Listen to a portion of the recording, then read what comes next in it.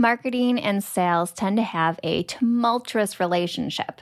Sales is mad at marketing because they aren't getting good leads. Marketing is mad at sales because they aren't following up on leads or communicating any details about the interactions they're having with prospects. Obviously, from my examples, you can see most of my experiences on the marketing side. Today, we're talking with William Redick about how to align marketing and sales so the business wins. Obviously, we know that everybody fails if the business fails.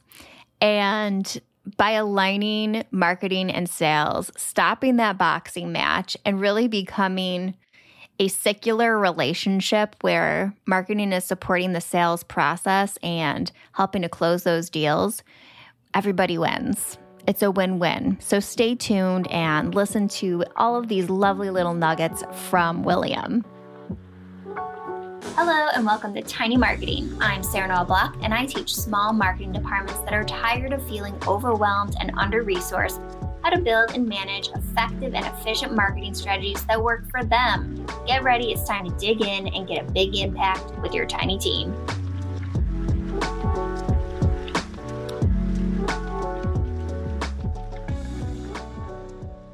Marketing and sales teams seem to constantly be in a boxing match, trying to knock each other out. Marketing's not bringing in enough leads, and sales isn't closing the leads that marketing is bringing in. How do we move from enemies to friends? Today, I'm talking to William Redick of Global Performance Group, who is a sales expert, and he's going to talk to us today about how marketing and sales can work better together. So stay tuned. My name is William Redick. I am the Vice President of Marketing and Sales Enablement for Global Performance Group. Global Performance Group, we consider ourselves a revenue improvement company.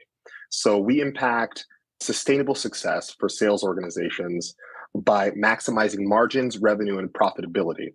We use a hybrid ecosystem of application-focused solutions to do that, to make sure that it's scalable through technology and also that our clients have expert coaching. So our objective is to spark a revenue-generating fluency regardless of the size of your organization. So you could be a smaller organization with 1 to 2 salespeople or a larger organization like we work with on a regular basis as well. Either way, our programs help to transform companies in the way that they operate and the way that they generate revenue. So that's Global Performance Group and what we do. Thank you so much for joining me. Let's talk a little bit about how we met. We were on your podcast. Can you maybe just do a little pitch on your podcast and where they can find it? Definitely. Yeah, it was great meeting you through that as the B2B Sales Trends podcast. And that podcast is hosted by Global Performance Group. That's the company that I work for. And, it was great having you on to be able to talk about all kinds of things from sales enablement hubs and content strategy and lead generation and your insights there that you had on marketing. You can find that podcast on Apple Podcasts, Spotify Podcasts, or Google Play. Yeah, it was a good time. I don't talk about sales a lot because I don't feel like a great seller. I'm not a salesperson at all. And as like the leader of my shop, I should probably be better at it. I feel so awkward. I just can't do it. No, you did great. Your insights were awesome also. Yeah, I'm an educator at heart. I think I sell through teaching. But today we're going to talk about a topic that's near and dear to my heart because I was working in corporate America for a really long time. And I would team up with the salespeople as I was the one person marketing department. So I was their person for their support. And I was able to have a pretty good relationship with sales, but that isn't always the case. A lot of times it's volleying whose fault it is that goals aren't being met. So today we're going to talk about sales enablement and how marketing and sales can work together better. So let's start there. What is the biggest challenge of getting marketing and sales to work together? Yeah, so I have a few thoughts on that, actually. So to start, I think we talked about this a little bit to some degree before, but I think it is that lack of alignment on goals and key performance indicators. I think a lot of times the sales team feels like that the marketing team doesn't necessarily have the same objective as them in terms of like closing the deal and the same like level of commitment to that. And so I think in order to improve upon that, I think it's the case of value. What value can we provide them as marketers? What value can we provide the sales team to show that we are also committed to that same objective, that we're also aligned in the same way that they are? So it's really about, in my mind, showing them how we can be valuable to them in accomplishing their goals. And then along with that, a few other things like a lack of feedback on what working and what isn't. So maybe marketing and sales, they're not communicating back and forth about, hey, this collateral doesn't really do it for this persona. Or That's a good point. Let's talk about that a little bit further. Where do you think communication is missing the mark? Like, at what point should it be happening? Should they be collaborating during like the content strategy phase, content planning, or is it reactive feedback that's really helpful? Like, all right, we've tested this out and it isn't working. Yeah, in my experience, I think it's both. I think marketing and sales should be hand in hand, considering the way that the sales cycles work, their use of collateral, their help, with messaging, with all kinds of things. And, marketers, we're the experts in those areas, right? Yeah. So truly, I think sales should be leaning on us for that. And we should be leaning on sales to get their feedback on their customers, because they're talking to the customers all the time. So how valuable is that to us as marketers, to be able to better position what our offerings are in our messaging and in everything that we're doing on the website to social, to everywhere? Yes, I think it can be reactive, but I also think the more that we can communicate earlier in the processes of even developing new content, I think that's critical too.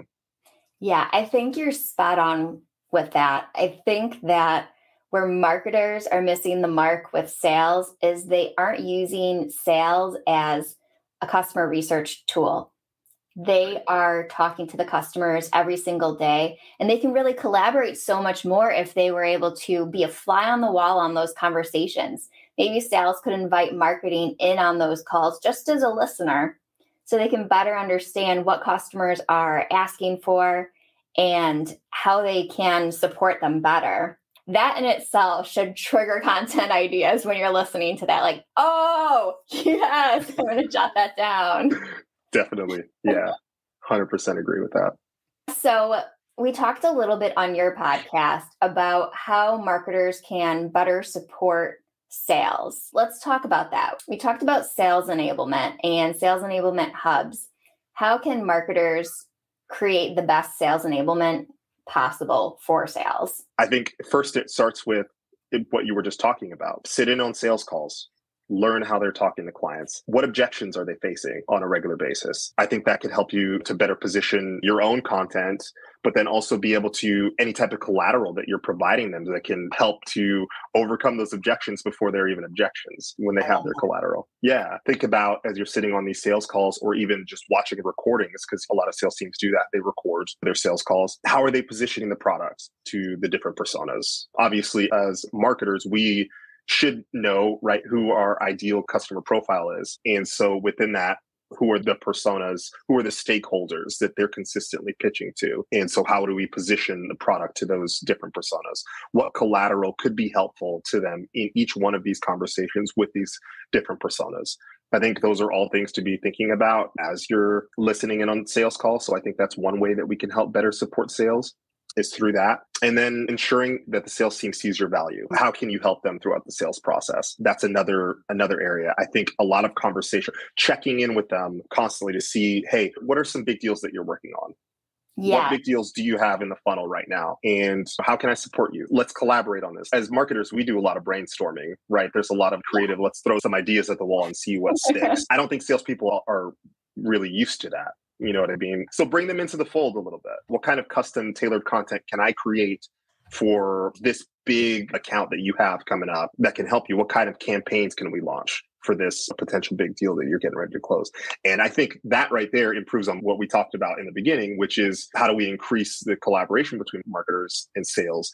And once they see, hey, you're providing that value, you're using your creativity to help me close my deal that's going to get a huge commission, hey, I'm all in. And then also checking in with the experienced salespeople to ensure that collateral messaging is aligned with the personas that they're dealing with on a regular basis. So I think those are a few things. I'm actually taking notes on what you're saying right now. So it looks like I'm distracted and emailing somebody right now, but I'm taking notes because I want to make sure to highlight for our audience these action steps that they should be taking. So I'm just going to highlight them right now. They need to find out what these objections are that salespeople are getting on their calls so they can create content around them and create the rebuttal before the objections happen.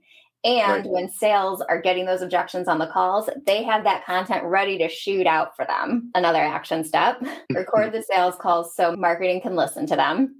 And then action step 3, ask what accounts sales are working on right now. So you can really create an account-based marketing plan for them and collaborate on those campaigns. Check in with sales and see what they need. Probably one more action step. We'll do with 4. The last one would be create regular calls between sales and marketing so you can have those check-ins. Find out what leads really worked out for them and what leads aren't making sense. And you can reverse engineer that. Look at your HubSpot or whatever marketing automation tool you're using to find out where the good leads came from and where the bad leads came from so you can figure out what really works. It's all testing. Definitely. Okay. Last question on sales enablement. How does content play a role in sales enablement?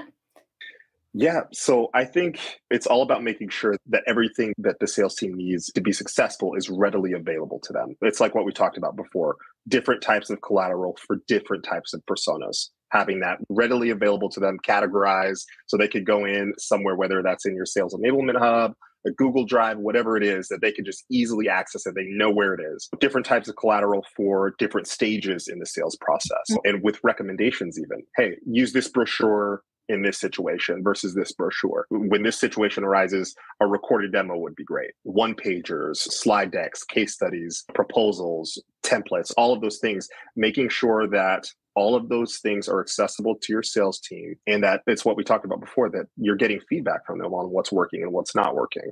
And so something that I've found helpful, particularly with our sales team at Global Performance Group, is, kind of having a messaging matrix as well with that. So not just necessarily like the content that's ready, plug and play collateral throughout the sales process, but also what about for their conversations, or what about for their outreach and their messaging that they're doing that they're not always checking in with marketing on. So having persona specific, what we call nuggets of value, because, it's their job throughout the process as they're nurturing leads to be providing information and kind of teaching moments like you talked about to their prospects. So what kinds of things are interesting to and valuable to different personas? Plug and play, that they could these are messaging nuggets that would make sense in certain situations and then they could insert. Exactly. Yeah. And then obviously, they should be doing their own research as well, the sales team. But if they're finding new things that are valuable, that they're getting great results with, they should be adding that to the resource that you've created. Yeah. And a lot of times, at least in my experience, sales they're better at verbal communication, where marketers are more used to written communication. So while sales knows exactly what to say, marketing will be able to refine those in those little bite-sized plug and play nuggets and make the message super clear. Definitely. Yeah. I've gotten a lot of that in working with sales teams, helping them with their writing efforts. So that's another way that as marketers, we can provide a lot of value to the sales team, is helping them a little bit with their written communications. So, yeah. All right. I'm going to do a callback to the sales enablement hub that we were talking about a second ago. Okay. What I wanted to talk about is a lot of these sales enablement hubs, you can see the analytics of how often these tools are being used, each of those content pieces, and there's reports that you can find in these sales enablement hubs. So when sales are using your marketing, you'll be able to know what's working and what's not, so you can further refine later on. Always look at those analytics. Definitely. Yeah. Analytics are important for sure. Is there anything that you want to add about sales enablement? Ultimately, it's just helping the sales team to be as successful as possible. It's setting them up for success by providing them with resources and your support to make sure that they're effective. I think that's really what it boils down to. Yeah. Sales and marketing, they're supposed to be best friends. Right. Marketing is a support role to sales, because in the end, the whole business is going to thrive or die based on the sales that come in. How can people find you online? And do you have any lead gens that you want to share with the audience? Sure. Yeah. Audience can find me online on LinkedIn, William Redick. You'll find me there. You could also find me through the globalperformancegroup.com website. And yeah, be sure to check out the B2B Sales Trends podcast. It's a great podcast, I think, for marketers and salespeople, regardless of the size of your organization, to kind of give you tips and tricks and kind of see what the larger organizations are doing to be successful in their sales operations. Thank you so much for joining me today. I had my notebook out. I was taking tons of notes from William. I really loved what he had to say about sales enablement and account-based marketing. I think those are real wins on how to create a marketing system that serves sales and increases sales. It's a win for everybody. Now, if you enjoyed this episode, don't forget to follow and tell all your friends about the Tiny Marketing Show. It's people like you shouting out this show that is helping us grow so quickly, and I really appreciate it. You guys are rock stars, and I love you. Also, don't forget, I have a newsletter. It's sarahnoelblock.com/newsletter. It goes out every Tuesday, and as much content as I create, which is a ton. I'm over on TikTok now at Tiny Marketing. I'm on LinkedIn, Twitter, all the places. It's my newsletter. It's my newsletter that gets the most hype, that I hear get the most compliments. It comes out every Tuesday, and you're the first to hear about the latest podcast episodes, videos, webinars, workshops, services, but you're also the first to get those compilation newsletters where I'm sharing super detailed information about a certain topic that works for only those tiny marketers who, you're solo entrepreneurs, or you have a really small marketing department or a one-person marketing department. You have a small business. Maybe you have no marketing department. This is the juice that I share in my newsletter. So be sure to head on over to sarahnoelblock.com/newsletter and sign up for that. You will not regret it. Thank you so much, and I will see you next time, friends.